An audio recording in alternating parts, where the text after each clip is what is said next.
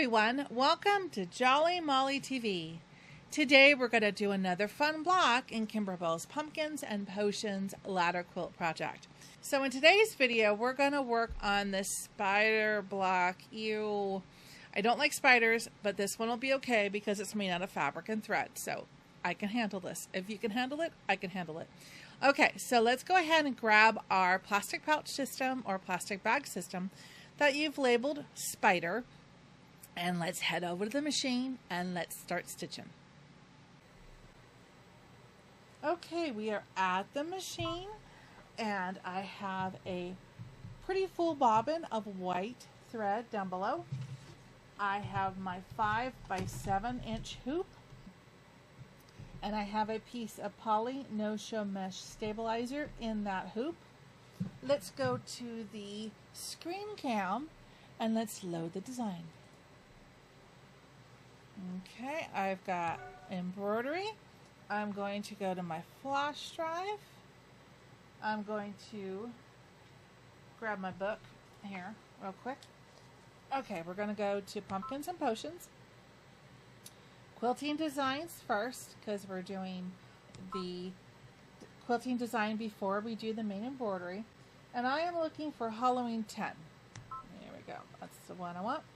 And I'm looking for a 4 by 4 inch design. Ooh, it's a spider web. 4 by 4. Here we go. That's the right one. Okay. Click set.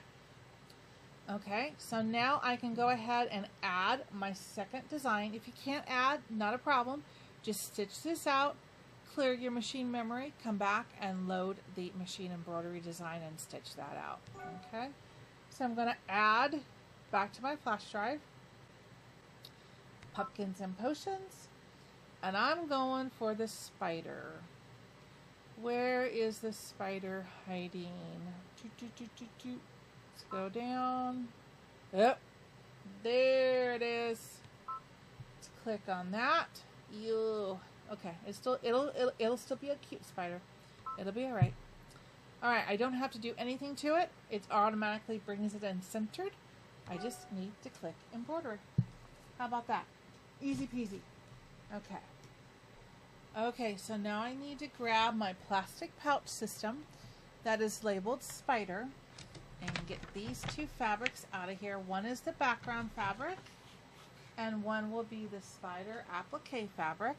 The background, you can see I have fused the fusible to the back of that already, so that's ready to go. Then I need to grab a piece of batting, which is a 5 by 5 inch, and put the other one up. Okay, so now we're ready to set these aside, and we're going to get a thread out from your thread collection that is going to match whatever color background you're using, whether you're using the kit or you're like me and you're using your own fabric stash.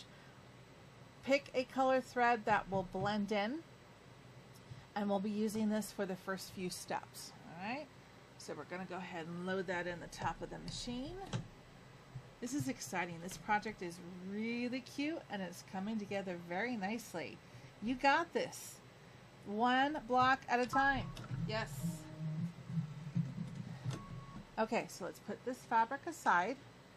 Let's get any loops out there. Okay, so just like with the others, you're getting really good and getting comfortable with this.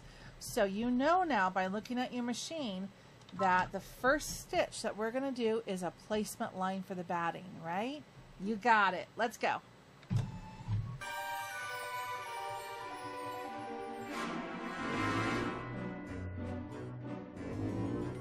Okay, now I'm going to put the batting down and make sure that you have covered all of that placement line.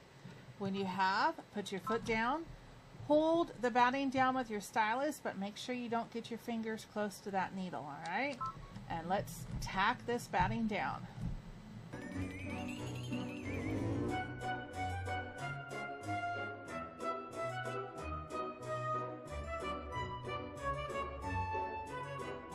Okay, so now you're going to take the hoop off the machine And you're going to take this over to the table, and I need you to trim away all of this excess batting from around all four sides.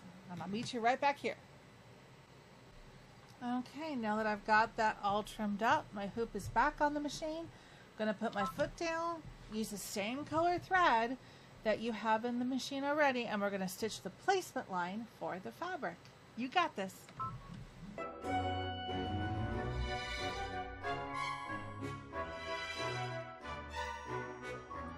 Okay, now I want to put my fabric down and center it. Now I have directional fabric, so I know by looking at my embroidery screen here on my machine that the spider is going to stitch in this direction. So I definitely want to have my directional fabric top to bottom on this one. Okay, so feel for the edge of your batting, and that'll tell you exactly where you need to be. Perfect. Put the foot down. Still the same color thread in the top of your machine, which mine is orange, and let's tack down this fabric.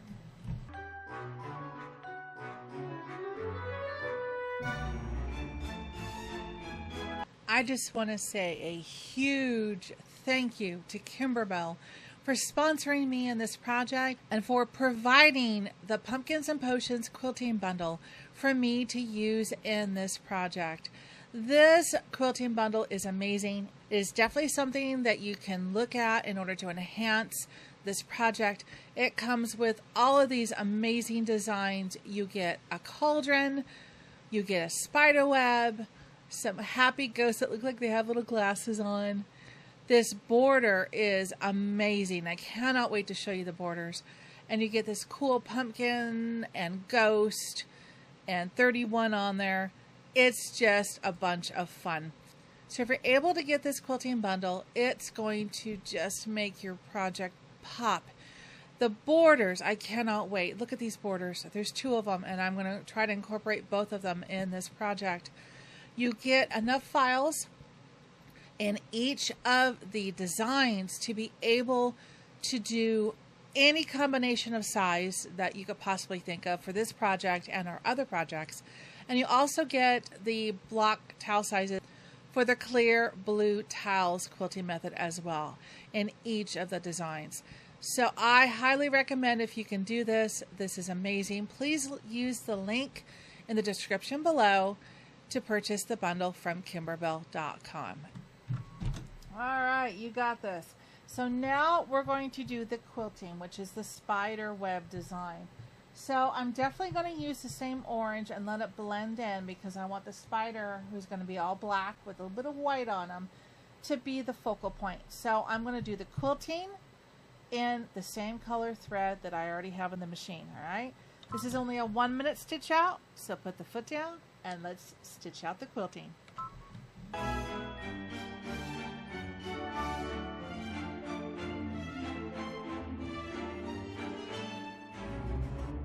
Okay, that turned out nice. Now I'd like you to load black thread in the top of your machine, and this is going to be for the placement line for the spider's body, which is going to be an applique fabric. Okay. Oops, we have a loop, and you know what to do. You need to get the thread out of a loop because it'll wrap around your foot and break a needle or worse. So always make sure if you have a loop, you get it out before you start stitching. Okay, so let's put the foot down and let's stitch out the placement line for the fabric for the spider's body. Here we go.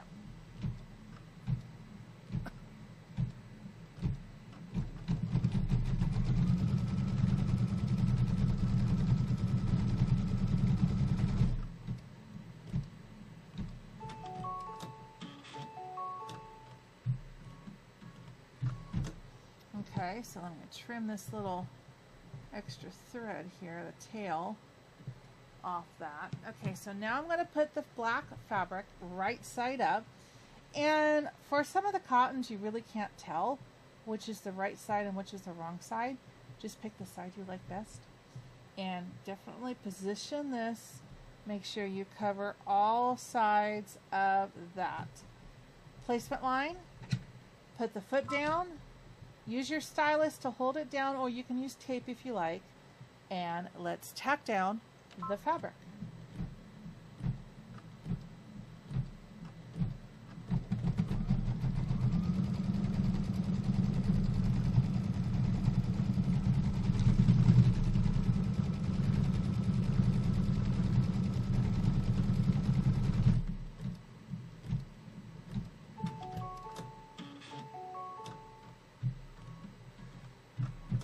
So now I'd like you to take the hoop off the machine, take this over to a table, and I want you to trim away the excess fabric all around the outside edge of that stitch line.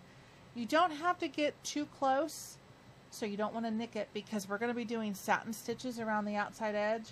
Just get comfortably close, but not too close where you nick those stitches, all right? And I'll meet you right back here.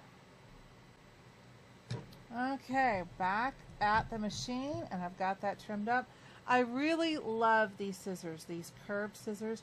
These are by Havel, and I have the link in the description below to Amazon, where if you'd like to get a pair of these are great. They get a real sharp tip, but they get that curved angle so you can get really close without nicking the stitches. I really love these scissors. I have several pair.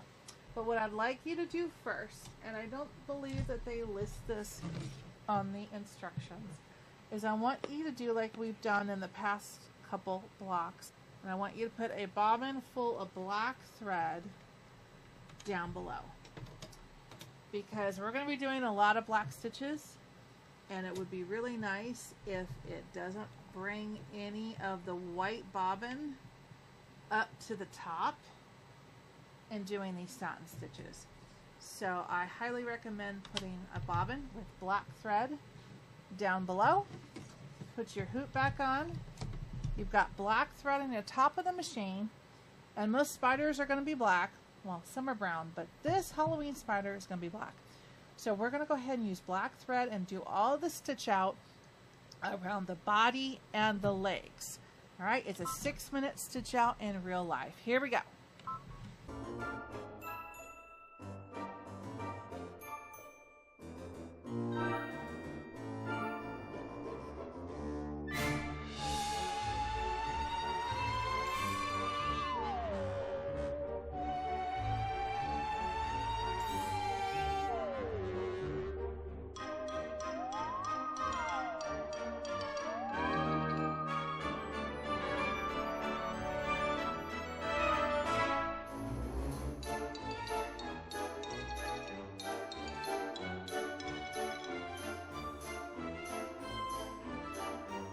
Okay, that looks cool.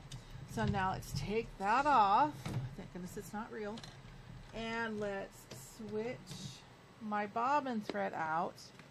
Take the black out and put a white back in. I think I can use some of that up,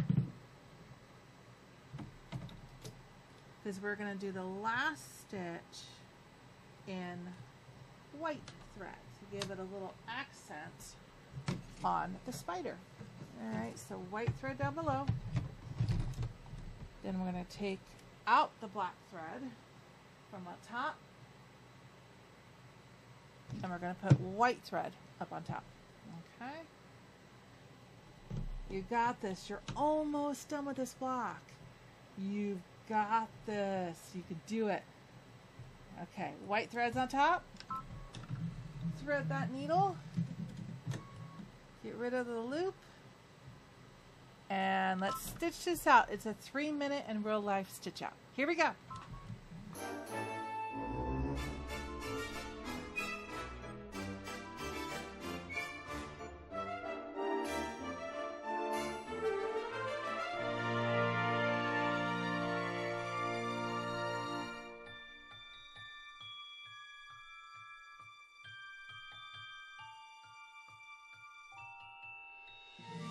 Okay, so let's go to the screen cam.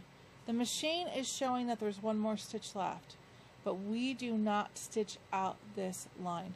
What that is that is a centering line that tells the machine where the design is centered, so we don't stitch that line out, okay? Isn't that cool? Even though I don't like spiders. That's a cool block. Okay, so now let's take this block off of the machine and head over to the table, and I'm going to show you how to finish up this block. All right, you did it. You finished the spider block. Isn't that cool? All right, so now we're going to measure this. I'm going to look for the outer stitch line, the outside edge, and I want to make sure that that measures 4.5 inches by 4.5 inches. So from this stitch line to this stitch line is 4.5, and from the top to the bottom is just under 4.5, so it'll work perfectly. So let's start by turning it on its side, and I'm going to look at that outer stitch line. Okay, and I'm going to put that stitch line just underneath my ruler, and it's not exactly straight, so I'm going to use this part of the ruler line as well and level it up with this stitch line because it's not 100% straight. All right, that's good. So my stitch line is just underneath that ruler, so I can trim it off. Come over here, line it on my mat. 15, which will be 11.5 on my mat. Make sure I've got it lined up. Where can I see the stitch line? Yes, I can see more of it here. This part up here is more under the ruler. So I'm going to say sometimes the placement lines for the fabric are straight and sometimes they're not. You just want to make sure you account for that so your block is straight. Okay, most of the times they come up pretty straight. Once in a blue moon, you just have to level it up. So I use my ruler here, the black line on the straight part of the block, and I can see more thread here, and then it disappears under. So that's good.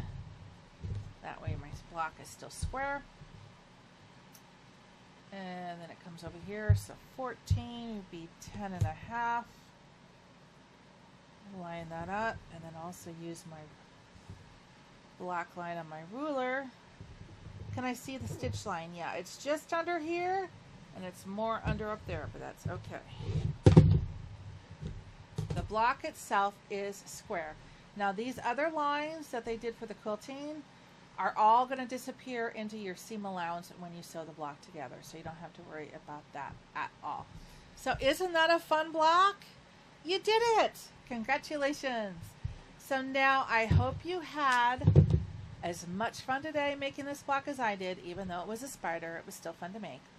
So please stay tuned here on Jolly Molly TV for more fun and more blocks in Kimberbell's adorable project, Pumpkins and Potions. And until I see you next time, take care and happy stitching. Bye-bye.